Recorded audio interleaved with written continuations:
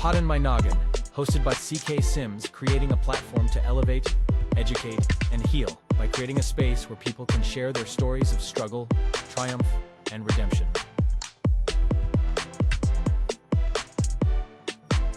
CKS Media.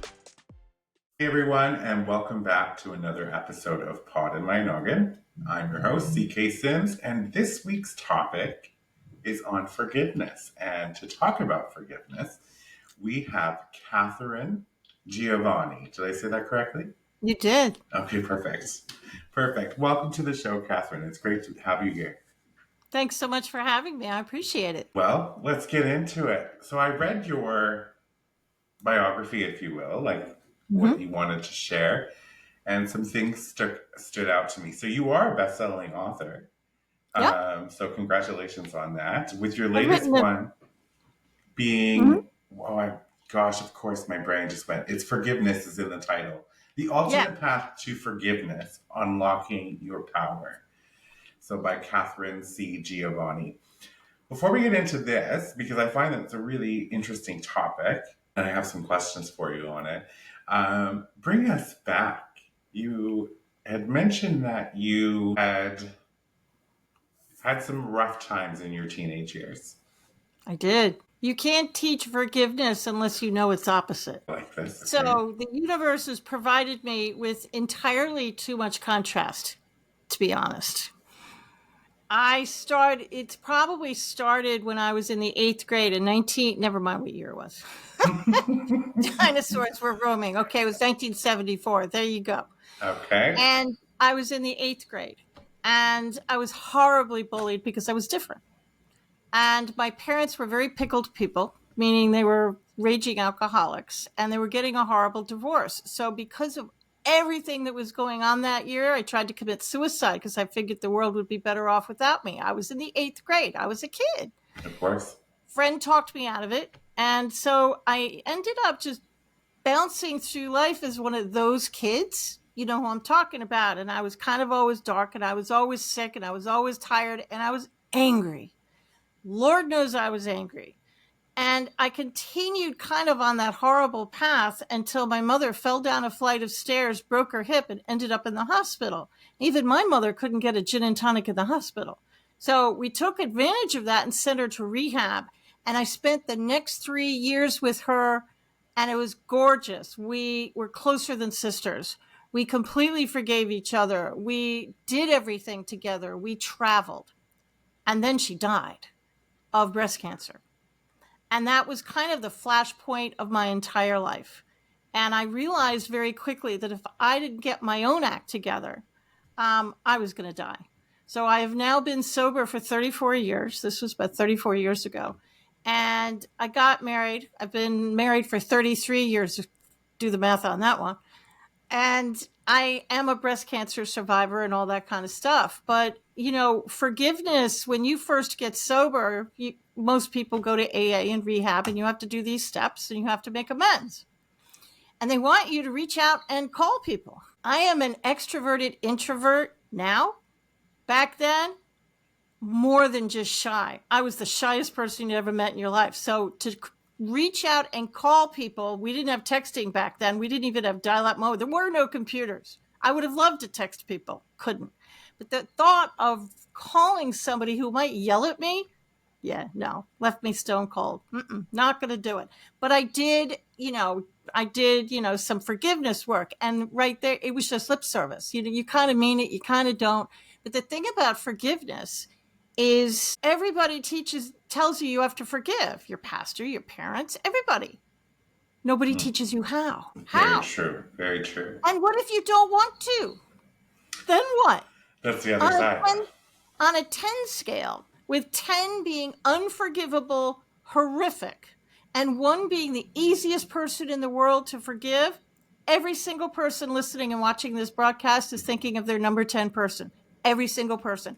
That's why forgiveness trips everybody up, because your brain immediately, your knee-jerk reaction is to think of the one person in your life that really did it, that really, really hurt you. And you don't want to forgive that person. And that's completely fair. And in my world, you don't have to forgive the unforgivable, because there's a lot of people, places, and things. And I did say places and things, so stay with me. Before you even get to that dumpster fire. So I didn't really even figure out the special sauce to forgiveness until many, many years later, in like 2020, 2021. We finally figured out the exact method to forgive. And I've now come up with a step-by-step system exactly how to forgive. And I have gone back into the past, and a lot of people call this shadow work, but I've done the shadow work, and I have gone back there and picked apart the entire thing. So I'm just popping back to the teenage years for a second. Like for me, my parents weren't alcoholics, they weren't getting divorced, but bullied in school, shy, all of those things, like that resonates with me. I'm like, I had that similar experience. I got your Down. back on that one, my friend. Yeah. And when Me you too. also said introvert, extrovert, or the other way around, Extroverted introvert. that's Yeah. who I am as Yep. well, right? Like I'm like a social butterfly, but I only have a limited capacity. So I need to like pull it back I and knew go I on was my going to cave. like you when I saw your podcast. Yeah. So, so I mean, your mom had breast cancer and she passed away from it. She did. You, you had I had breast stage cancer. 3 breast cancer as well. I don't carry the gene, which is weird, but both my grandmothers and my mother all died of breast cancer. So there's obviously some genetic something going on. Well, I was going to ask you about the BRCA1 I and don't carry it. 2. I don't carry it. I was tested, but it was stage 3, triple positive breast cancer. I was sick for 4 years. You made it. I made it through that. I've made it through a lot of stuff in my life. I'm not sure why, but I'm I'm still here. See, when you have dinner with the Grim Reaper and you don't go home with the guy, it kind of changes you. So my the way I look at life now is completely different than the way I looked at life before. It changes you. You So, realize you're kind of here for a reason. okay, so you look at life now different than you did before, but how did you look at it before? I think everybody kind of takes it for granted. Oh, When this you is realize there's a chance you might not grow old, growing old becomes something that you want. Not everybody has the chance to grow old, which is why I let my hair go gray. It's why I don't do a lot of the wrinkle stuff, because at one point there was a chance I was never going to be that cute little old lady, and now I welcome it. Well, I could do without the bags under my eyes. Thank you very much. But other than that, me but too. when it's a question of now, when you go through something like that, you actually, it's like almost like survivor's guilt. It's like, okay, I'm here for a reason. Why? This is the reason, to To tell teach your people how to forgive. and to This tell is your the reason. story and to tell your story. That it's interesting because that also resonates with me, right? Because I spent 35 years of my life thinking, woe is me. And Hmm. Me too. the whole situation was now in retrospect, looking back, primarily self-inflicted as in my adult years, right? It was a faulty set of beliefs that I adopted as a child, Yeah. then built my life upon it, and then And then it's your story, right? And it's you're your proud of story. it. It became my story. I'm a survivor of alcoholism, both my parents and myself. I am a survivor of suicide, although how I did it wouldn't have killed me, but I didn't know that. I was in the 8th grade. I took a bottle of aspirin and I put the entire bottle. I went to my mother's bathroom and I got the bottle, and there must have been 150 aspirin on my desk. And it wasn't that I was a neat freak, but I spent an hour lining them up on my desk one after another. And I sat there and I stared at it. And then in my head, I'm very intuitive. That might stretch a few people's brains, but I am. And I kept hearing, call Vivian, call Vivian, call Vivian. I couldn't get out of my head. And that was my best friend at the time. And she actually turned out to be a vascular surgeon. And she saved thousands of lives. Mine was just the first. And she talked me out of it. And, my family to this day doesn't even know. They think I make it up. But why would I tell you? Because in the 1970s, if you're intuitive or you try and commit suicide, they slap a "you're crazy as a bedbug" sticker on your forehead. They put you on meds and they put you in the psych ward. So why was I going to tell anybody? No, I'm just absolutely. saying. Absolutely. You Keep your wouldn't mouth tell shut. someone. So here we are, 12 books later, and you've cracked forgiveness, if you will. I I cracked the love code. I love how you say that I love the part where you talk about you don't know why. Would you say that you searched for the why for a long time, but finally just surrendered to the not knowing, but it is what it is? I'm here. You could search all you want, but eventually your path is going to find you. Like that. And the reason your path is going to find you is when you're angry, it's all you can focus on. Let me give you an example. For anybody listening, I'm about to hold a coffee cup right in front of my face. Go over to YouTube and you can watch the whole thing. There you go. This cup, it's actually got tea in it now that I think about it, but this teacup, this represents anger. And when you're first angry, look, I can hold it off to the side. It's real easy. I can manage my anger. This is easy. Me? No, I have nobody to forgive. This is easy. I can talk to people. I can work. But the longer I hold on to it, the more painful it's going to get. And I'm going to keep putting more anger and more self-doubt and more negativity and more hate and more anger, because humans irritate other humans and stuff's going to happen. So now I'm using both hands to hold up the cup. I could still hold it off to the side, but it's starting to get into my conversations now. It's starting to affect me. I'm starting to think about it. I kind of walk into a shop and I smell something and my brain immediately goes back to the person I'm mad at. And if I continue to hold on to it, now I'm holding it in front of my face. My life has stopped at this point. I may have one friend, because who wants to be around me? I'm negative all the time and always talking about it. This is all I can see. I can't see any other opportunities because all I can focus on is the anger. So what my forgiveness system is designed to do, it's designed to get the anger and allow you to put it away permanently. So once you are not focused on your anger and your story, then you can focus on what's around you. You're going to pay attention again. Your dream significant other might have just walked by you. Well, you didn't notice it before because you were too focused on the anger. You didn't pay attention. Your dream job, a money-making opportunity might just walk in the door. You can pay attention to it now. That's what the system's designed to do. And on that 10 scale, I want you to start with the number ones. You start with the easy ones and you work your way up. And I can go through the exact process if you want. That's fine with me. But that's the process. And the whole, the secret sauce to the entire method is so many people have come up to me and said, I did the work. I did forgive them. Yeah, you did. But I'm still thinking about them. What am I doing wrong? Not doing anything wrong. You didn't forgive the energy. Mic drop. Boom. Einstein proved that energy is neither created nor destroyed. It just transforms from one thing to another. And when you get angry, we all think that it leaves our mouth and it dissipates into the universe. It does not. It hangs around your energy field until you clear it. Yeah. And everything has energy. Humans have energy around them. And even this little, microphone I have in front of me, this inanimate object has energy around it. So you forgive the energy. That's why I said people, places, and things. I've forgiven a lot of things in my life, and everything has energy around it. So before I talk about the energy and what exactly I'm talking about, let me give you a few PSAs.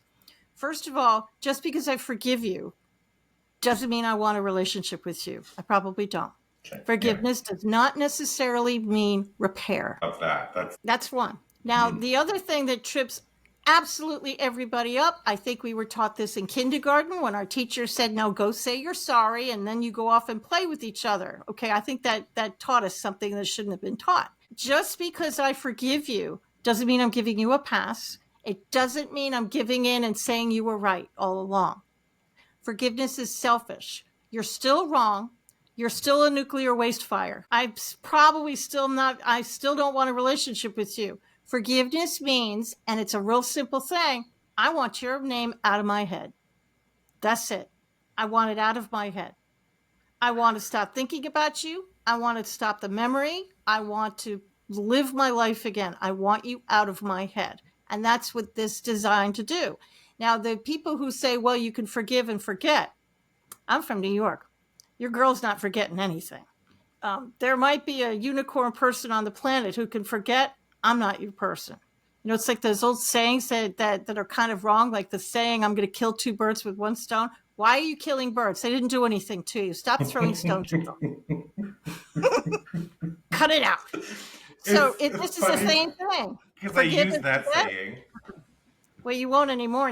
Every time I hear somebody say kill two birds with both stones, I call them out on it every time. And if you want to make somebody laugh 10 out of 10 times, I just wrote a really good joke for you. There you go. Just call them out. Every time you hear that, call them out. Well, I'm going to Why have are to you call throwing stones at burns? myself out in the process because it's totally something I say. What you're saying lines up with how I feel about forgiveness. Yeah. It took me a long time to get there, but I realized that when I forgave somebody, it wasn't for them. It was for me. It's for you. It's for you. It's selfish. It's selfish in a good way. You're forgiving 100% for you. And the beauty of this system is you don't have to reach out and call them. No. No, you do it in the privacy of your own home, and you don't have to call anybody. Nobody has to know you're doing this. So that being said, you can forgive dead people because where they are and where they're not doesn't matter a lick. But if they're alive in your head and you're remembering the memories and thinking, well, I can't get justice anymore, sure you can. You can forgive them for you. Yes. 100% you can forgive them for you. Doesn't matter where they are. Love this. I love this. We are going to take a quick break and we're going to come back and unpack the process of forgiveness. All right, we'll be right back. Life in Stitches by CK Sims. Available for purchase in paperback and ebook on all major platforms.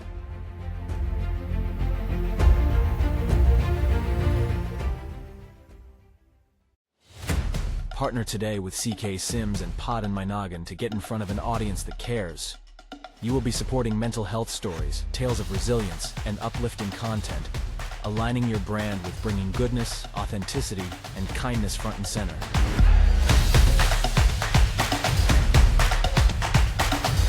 This spot could be yours. Do you have a story of struggle and resilience?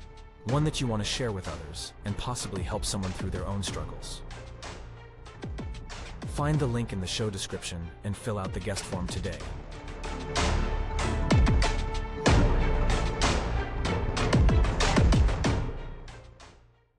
Welcome back, everyone. Just before the break, we have been talking to Katharine Giovanni, a New Yorker who does not forget.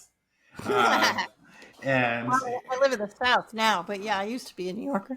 Yeah, and someone who has great energy, and there's a lot of comparisons there. I love your use of the term dumpster fire. Love that.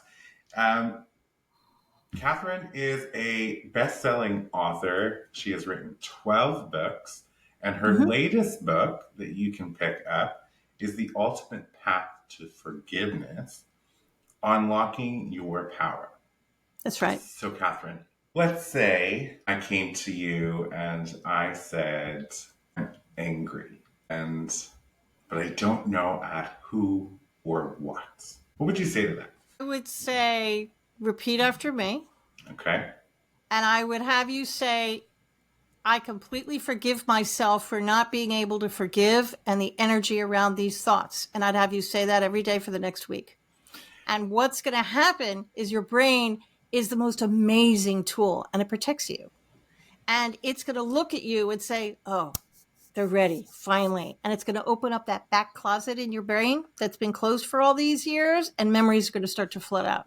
And once the memories start to flood out, you're going to start thinking of memories and you're going to start thinking of names. And that's when I want you to start making your list. Because I have everybody make a list of all the people that they think they need to forgive and write them down. No judgment. Don't judge yourself. If you write a name down and if you write the name Jeff down and you don't remember a Jeff, leave it. There's obviously a Jeff in your past and at some point you were mad at the guy. Okay, just leave it. And then I want you to rate them from 1 to 10. 10 being awful, 1 being easy. Now you could have 7 number 5s. I don't care. You could skip a number. I also don't care. But I want you to start from the beginning and you work your way up. That's part of the method. So the phrase that you said to repeat after you is, I forgive myself. I completely forgive myself for not being able to forgive and the energy around this thought. And say that every day for a week. Forgive myself for not being able to forgive and the energy around this thought. Interesting. I'm going to try that. And the reason I'm going to try that, I'm going to share something with you. So, on my podcast, I've talked about it many times. So life to me was pre 35 and then like post 35. Very two different lives. Okay. Me too, actually. So yeah, we have that in common. Yeah. So post 35 has been pretty wonderful if we look at the grand scheme of things. And I'm always finding myself being grateful and all of these things for everything that's happened and that I've done. One of the things that I do, and I know it's my brain trying to protect me somehow, but so I like to imagine things, events, my sort of form of manifestation, if you will, right? However, it does not, what's very frustrating, I try to be very calm and kind to myself all the time, but what I find myself doing often is that I cannot form a dream without adding some form of conflict.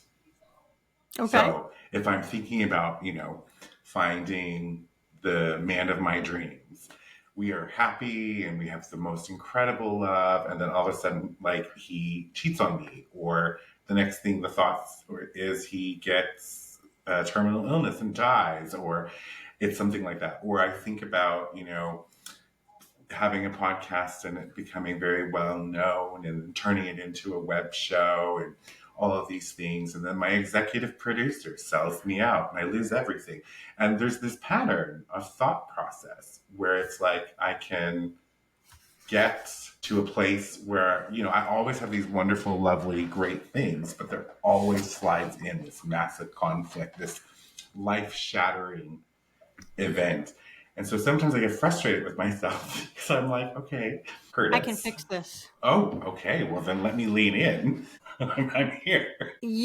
Everybody thinks with forgiveness, we just forgive people. Okay. But we can forgive anything. Okay. Including self-sabotaging, which is what you're doing. Now let's talk about forgiving the unforgivable, for example. You're not going to get a number 10 person down to a 1 in one sitting. Ain't going to happen. It's going to take a minute. This is shadow work. That's what most people call it, because you're working with the shadows of your past, right? And forgiving an unforgivable person, everybody has a different definition of unforgivable, but whatever you think is unforgivable, there are things in this world that are unforgivable. And if it's completely unforgivable for you, you don't have to forgive that person. You don't. I'm the only one that's going to say that to you. You don't have to forgive the unforgivable. May not even be appropriate, right? But there's other things you could forgive within that memory to release yourself. So let's use one of my memories, the bullies in grammar school. I couldn't forgive the actual bully. And I did this when I was in my 50s. I'm 63 now. But, a 50-something-year-old woman thinking of something that happened in the 1970s is ridiculous. It's ridiculous, but it was still tripping me up. Every time somebody talked about bullies, my brain would go right back. So I sat down and I couldn't even really forgive the energy around the bully because I just didn't want to be honest. I didn't want to. Didn't think they deserved it. See, I had the same bug everybody else does. So here's what I did. I sat down and I picked apart the memory. And I sat down and I forgave the school building and the energy around the school building. I forgave the desk, the table, the chair. I forgave the playground, the swing set. I forgave the actual block that it was on in New York. I forgave the date. I forgave the kids that stood around and didn't help, and the energy around all these things. Okay. And I did that every day until eventually I was able to get that number 10 down to a 9 and then down to an 8. And eventually I was able to forgive the actual bully. You can forgive anything. You can even forgive politicians, dare I say. You can forgive. We won't go there. You can forgive the war in the Middle East. What's that going to do for the war in the Middle East? Absolutely nothing. But it's going to do so many things for you. So what you're doing is you're sabotaging yourself for whatever reason. So when you sit down tonight, you say something like, I completely forgive myself for sabotaging myself. and I forgive the energy around this thought, and say that every night for 3 days. And then what's going to happen is that closet's going to open up, and I would be willing to bet you memories are going to probably pour out that you have forgotten. And that the original memory that's causing you to sabotage is probably a level 7, 8, 9, 10, and you've probably buried it. And that person is probably going to come out in your memories or your dreams. And that's when you think, okay, that's why. That was the flashpoint. That's why I'm doing this. So you just have to work with forgiving that person and just pick apart the memories as they come and forgive the bed, the table, the chair, the bench. I forgave 1974. And I've picked apart 1974, but that's the year I tried to commit suicide. And the Aspen, would it have killed me? Maybe. I mean, there were 150 of them there. I was sure would have made me really sick. But I was in the 8th grade. I thought it would kill me. What did I know? I was a kid. And I forgave 1974 because it was still tripping me up. And I forgave the energy around 1974. So for anybody who's thinking that I'm completely out of my mind crazy, I have science to back myself up. If you Google the Japanese water study, you will, and it's right online. It's a guy named Matsumoto something. I can't pronounce his name. I can't remember his name to save my soul, but it's the Japanese water study. It's right online. And what this guy, when people say anger is toxic, here's the how. He took several containers of water, right? One container of water, all he did was talk to it. And he spoke beautiful, loving words at this water. The other container of water, he spoke hate to it. Horrible, horrible words. The worst words he could think of. Then he froze the water and he put it under a microscope. The water he spoke love to had these beautiful, beautiful formations. Pictures are right online. The water he spoke negative things to and hate-filled had these malformations, these black and brown, kind of twisted looking nasty things. Why am I telling you this? Your body is over 95% water. So when your self-talk is bad, when you're sabotaging, when you're angry and you're filled with all of these kinds of negative emotions, what do you think you're doing to the water cells in your body? As you forgive, you're actually going to transmute those water cells. And there's a reason why in the book I tell you, just please don't do more than 5 or 10 at a time because you'll make yourself sick. I am an overachiever. Shocker, I know. And when I sat down to do this method, I must have had 50 names on my list. And I thought, this is going to be great. I'm going to be like a phoenix rising from the ashes. I'm going to fix everything in one night. And I did it before bed because your body heals itself while it sleeps. So it didn't work out the way I thought it would. I did forgive many people on the list. But I spent the next 3 days in bed with what everybody thought was a stomach flu. It was not the stomach flu. It was actually my body trying to transmute all those water cells that I had just cleared. So when you forgive, most people feel really, really tired, which is why I want you to do it before bed. My older son said his shoulders felt lighter, and he's a federal law enforcement officer. And he said, my shoulders shouldn't have anything to do with it. He said, but they felt lighter. Some people might be in the bathroom for a little bit, politely said. You did not eat a piece of bad fish. It's just your body trying to clear out decades of nasty stuff, shall we politely say. So this is real stuff. It's like the law of gravity. This works. But I do want you to take it in small chunks. And it's a very simple mantra that I'll have you say. Put your hand in your heart. And you don't have to dance unless you want to. You don't have to hold crystals or burn sage unless you really like sage and you like crystals. Knock yourself out. I mean, that's fine. But you don't have a good crystal, but that's right. I want you to sit in the middle of your bed. I want you to be alone. I would like you to turn your phones off. There's an off button on the phone. Does everybody know that there's a button that you can turn it off? And if that leaves you cold and you're starting to get the shakes, mute it. But it's just, I just want you to be alone for 20 minutes. And then I want you to take the first person on your list, the easy one, the person that cut you off on I-95 South yesterday. You can forgive them. Or the person who stole your sandwich out of the lunch refrigerator at work yesterday. Come on. I know they do it all the time, but you can forgive that person. They were hungry. Come on. How about the person who cut you off on aisle 4 of the grocery store with their grocery cart? Come on. She was a 95-year-old lady. You can forgive her. Start with that, okay? And I want you to imagine the person is in front of you. And I want you to think of people from the sandbox from when you were a kid all the way up to present day. But I want you to start with the easy ones. And I want you to imagine the person as they were when you knew them. So if you were 10 years old, I want you to see that 10-year-old kid in front of you. If you can't imagine the person in your mind's eye, get a chair and talk to the chair. I'm actually not kidding. You can even put the person's name on the chair if you want to. If you have things to say to this person, knock yourself out. Yell, scream, cry, sing. It's your party. You're alone. You can do anything you want. Once you've gotten it out, or you may not think anything, you might be the easiest person in the world. Then I want you to say, I completely forgive CK. I forgive the energy around CK. I completely forgive myself. I forgive the energy around myself. I completely forgive the energy around the entire thing. And then check in with your body. How do you feel? Do you feel like they've been forgiven? I did this with a friend, and she thought this was a level 1 person, and she did exactly what I told her. And she said, I'm angry. I said, what do you mean you're angry? She said, I'm angry now. Well, she cleared, this is like an onion, and she cleared the first onion layer. So she didn't realize she was angry. So that level 1 person got bumped up to a 6. Happens. Keep a piece of paper. There's worksheets in the book, and just keep going. This stuff really works, 100%. And where can people find your book? Is it on Amazon? It's on Amazon, and I also have the audiobook available because I do understand not everybody likes to read. So my younger son and I did it, and I'm still talking to the kids. So, there you go. It's not as easy. When you see those animated films and you think it must be so easy just to read the script, I'm here to tell you, it's harder than you think. It really is. I believe you.